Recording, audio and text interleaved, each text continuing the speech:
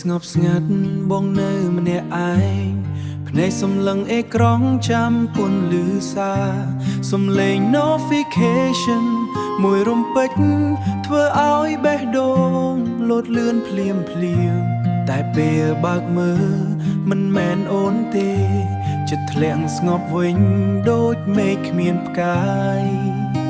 សំណួរមួយនៅក្នុងបេះដូងហេតុអ្វីអូនមិនឆ្លើយបងសងថ្ងៃកន្លងទៅដូចដើមគ្រប់យ៉ាង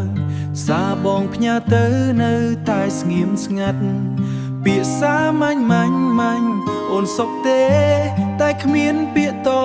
បត្រឡប់មកវិញបងមិនហ៊ានរំខានច្រើនជាងនេះទេខ្លាចអូនធុញទ្រាន់នឹងការខ្វល់ខ្វាយតែចិត្តមួយនេះមិនអាចឈប់បាននៅតែគិតអូនគ្រប់ពេលវេលាគ្រាន់ឮសំឡេងទូរស័ព្ទរំញោ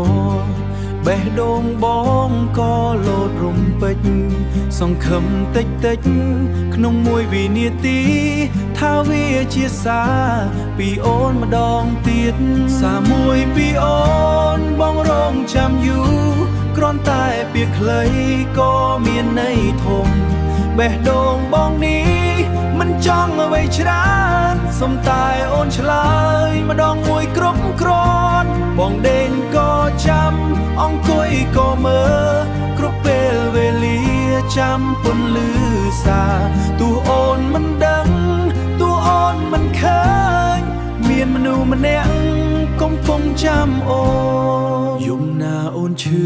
បងគេងមិនលក់ចង់សួរថាអូនសុខសប្បុរំខានដូច្នេះបានត្រឹមសួរខ្លួនឯងមិនដឹងថាថ្ងៃណាដែលស្រឡាញ់អូនពិត